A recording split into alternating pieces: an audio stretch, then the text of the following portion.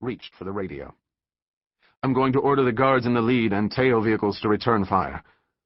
Marat shook his head. "No, Hassan. Think. We're camouflaged in Russian military uniforms, riding in Russian personnel carriers. Whoever is firing on us is more likely an ally than a foe. We need to make sure before there's innocent blood on our hands." He took the radio from Arsenov, ordered the convoy to a halt. "Lieutenant Gochiev," he said into the radio, "organize your men into a recon. I want to find out who's shooting at us, but I don't want them killed." In the lead vehicle, Lieutenant Gochiev gathered his men and ordered them to fan out behind the cover of the armored convoy. He followed them onto the rubble-strewn street, hunching his shoulders against the bitter cold. Using precise hand signals, he directed his men to converge from the left and right onto the place from which the small arms fire had come. His men were well trained. They moved swiftly and silently from rock to wall to pile of twisted metal beams, scrunched down, presenting as small a target as possible. However, no more shots were heard. They made their final run at once, a pincer move designed to trap the enemy and crush them in a blistering crossfire. In the center vehicle, Hassan Arsenov kept his eye on the place where Gochiev had converged the troops and waited for the sounds of gunfire that never came. Instead, the head and shoulders of Lieutenant Gochiev appeared in the distance. Facing the center vehicle, he waved his arm back and forth in an arc, signaling that the area had been secured. At this sign, Khalid Marat moved past Arsenov, stepped out of the personnel carrier and, without hesitation, walked through the frozen rubble toward his men. "Khalid Marat!" Arsenov called in alarm, running after his leader. Clearly unperturbed, Marat walked toward a low, crumbling stone wall, the place where the gunfire had emanated. He caught a glimpse of the piles of garbage. On one was a waxy, white-skinned corpse that had some time ago been stripped of its clothes. Even at a distance, the stench of putrefaction was like being hit with a poleaxe. Arsenov caught up with him and drew his sidearm. When Marat reached the wall, his men were on either side, their arms at the ready. The wind gusted fitfully, howling and whining through the ruins. The dull metallic sky had darkened further, and it began to snow. A light dusting quickly coated Marat's boots, created a web in the wiry jumble of his beard. "Lieutenant Gochiev, you found the attackers?" "I have, sir." "Allah has guided me in all things. He guides me in this. Let me see them." "There's only one," Gochiev replied. "One?" Arsenov cried. "Who?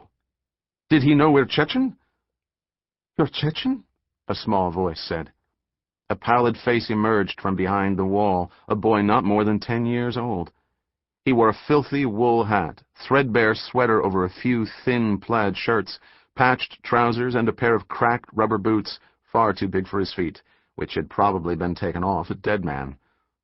Though only a child, he had the eyes of an adult. They watched everything with a combination of wariness and mistrust. He stood protecting the skeleton of an unexploded Russian rocket he had scavenged for bread money, likely all that stood between his family and starvation. He held a gun in his left hand. His right arm ended at the wrist. Marat immediately looked away, but Arsenov continued to stare. "A landmine," the boy said with a heartbreaking matter-of-factness. "Laid by the Russian scum. Allah be praised." "What a little soldier," Marat exclaimed, directing his dazzling, disarming smile at the boy. It was this smile that had drawn his people to him like filings to a magnet. "Come, come." He beckoned, then held his empty palms up. "As you can see, we're Chechen, like you." "If you're like me," the boy said, "why do you ride in Russian armored cars?" "What better way to hide from the Russian wolf, huh?" Marat squinted, laughed to see that the boy held a Gyursa. "You carry a Russian Special Forces gun. Such bravery must be rewarded, yes?" Marat knelt next to the boy and asked his name. When the boy told him, he said, "Asnar, do you know who I am?" "I am Khalid Marat, and I, too, wish to be free of the Russian yoke. Together we can do this, yes?" "I never meant to shoot at fellow Chechens," Asnar said. With his mutilated arm, he pointed to the convoy. I thought this was a Zahitka. He meant the monstrous cleanup operations perpetrated by Russian soldiers who searched for suspected rebels. More than 12,000 Chechens had been killed during the Zahitkas. 2,000 had simply disappeared, countless others injured, tortured, maimed, and raped. The Russians murdered my father, my uncles. If you were Russians, I would have killed you all.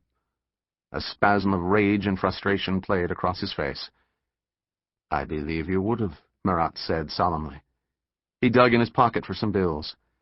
The boy had to tuck the gun into his waistband in order to take them in his remaining hand. Leaning toward the boy, Marat said in a collusive whisper, "Now listen to me. I'll tell you where to buy more ammunition for your Dyrza, so you'll be prepared when the next Zahitka comes." "Thank you." Asnor's face cracked open in a smile. Khalid Marat whispered a few words, then stepped back and ruffled the boy's hair. "Allah be with you, little soldier, in everything you do." The Chechen leader and his second-in-command watched the small boy as he clambered back over the rubble, pieces of an unexploded Russian rocket tucked under one arm. Then they returned to their vehicle. With a grunt of disgust, Hassan slammed shut the armor-plated door on the world outside. Asnor's world. "Doesn't it bother you that you're sending a child to his death?" Marat glanced at him. The snow had melted to trembling droplets on his beard, making him seem in Arsenov's eyes more like a liturgical imam than a military commander. "I've given this child, who must feed and clothe and, most important, protect the rest of his family as if he were an adult. I have given him hope, a specific objective.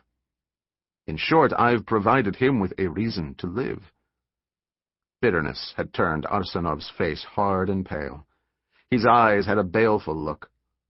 "Russian bullets will tear him to ribbons." "Is that what you truly think, Hassan? That Asnor is stupid, or, worse, careless?" "He's but one child." "When the seed is planted, the shoots will rise out of even the most inhospitable ground. It's always been this way, Hassan. The belief and courage of one inevitably grows and spreads, and soon that one is 10, 20, 100, 1,000. And all the while our people are being murdered, raped, beaten, starved, and penned like cattle. It's not enough, Khalid. Not nearly enough." "The impatience of youth hasn't yet left you, Hassan." He gripped the other's shoulder. "Well, I shouldn't be surprised, yes?"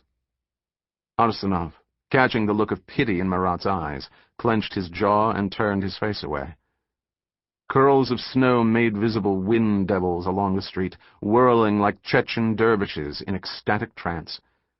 Marat took this as a sign of the import of what he had just done, of what he was about to say. "Have faith," he said in hushed, sacramental tones, "in Allah and in that courageous boy." 10 minutes later, the convoy stopped in front of Hospital Number 9. Arsenov looked at his wristwatch. "Almost time," he said.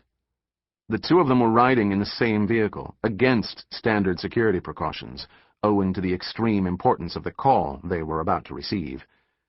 Marat leaned over, pressed a button, and the soundproof barrier rose into place, cutting them off from the driver and 4 bodyguards sitting forward.